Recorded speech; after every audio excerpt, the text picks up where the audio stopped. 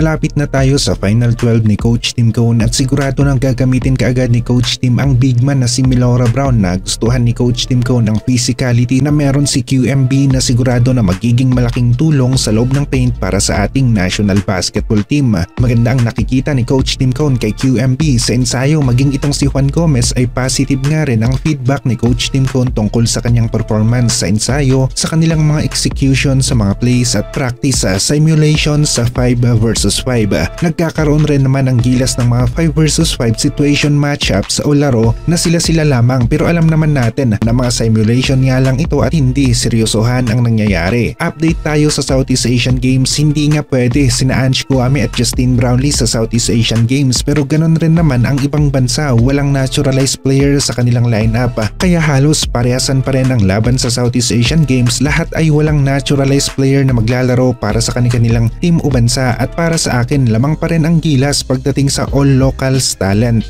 Mas gaganda pa ang mga laro sa Southeast Asian Games, mga qualified na citizens lamang ng mga bansa ang maglalaro para sa kanilang national basketball team. Na-appreciate naman ni Matthew Wright ang gilas call-up niya mula kay Coach Norman Black. Gagawin nga ni Matthew Wright ang lahat ng kanyang makakaya sa Southeast Asian Games. Hot shooting ang dala ni Matthew Wright at maganda ang laban ngayon. All locals ang labanan sa SEA Games, mga qualified lamang na mga citizens ng kanilang bansa. Robert Bolick naglaro na para sa gilas, lokal na lokal, maging si Abu Tratter, lokal rin ng ating bansa. Sila ang magiging kapalit na JB at Ange Kouame, at kita naman natin local by FIBA ang pwede na maglaro sa Southeast Asian Games. 5 versus 5, walang naturalized player na kasali, kaya magiging maganda ang kompetisyon ngayon dito sa SEA Games. May aabangan tayo na bago sa torneyong ito, sino ang hari sa basketball kapag all locals ang labanan ng mga teams. Para sa atin, gilas pa rin ang may hawak ng upper hand. Di hamak na mas malakas ang laro ng gilas dito sa Southeast Asian Games, at ang maganda nga dito ay all locals ang labanan. Sino ang mananaig na team at liga na rin,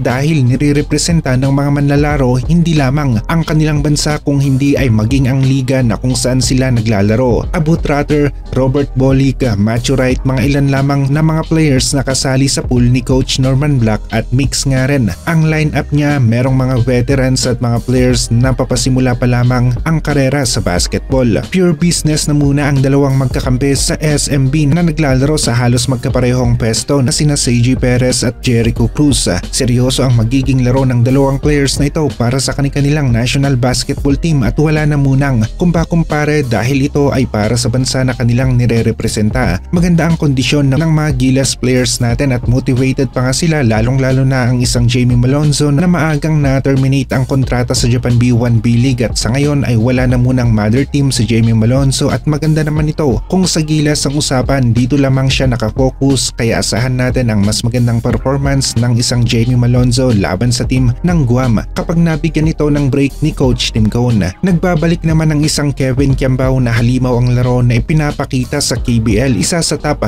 performing Asian quota player ng kanilang liga, at di hamak na mas angat rin ang laro niya kumpara sa karamihan ng mga local players ng KBL. Walang problema kay KQ, sanay na siya sa sistema ng gilas, at kung may adjustment o tweak si Coach Tim Cone sa kanilang mga plays, mas madali na ngayon para kay Kevin Kiambao na maka-adapt o makapag-adjust dahil sa solid na program ni Coach Tim Cone na kung saan meron talaga siyang core players o yung pinaka-backbone ng kanyang gilas team, at ito nga ay ang kanyang original gilas 12 players na tumalo sa team ng Latvia at New Zealand, at kabilang dito si Kevin Kiambao. Pero sa ngayon nga ay out ang ilan sa mga players na ito dahil sa injury, kaya naman unti-unting pinalawak ni Coach Tim Cone ang kanyang gilas pool. Para sa akin talaga namang angat ang gilas laban sa team ng Guam, pero hindi nga ito dahilan para maging kampante ang gilas, kaya naman walang puwang sa kanilang training camp ang Petix lamang o relax lang. Lahat bigay todo sa ensayo, motivated sa laro na parang ang tingin nila sa kanilang kalaban ngayon sa first window ay kasing level ng Australia o New Zealand, at sa ganitong paraan o pananaw ay asahan natin ang 100%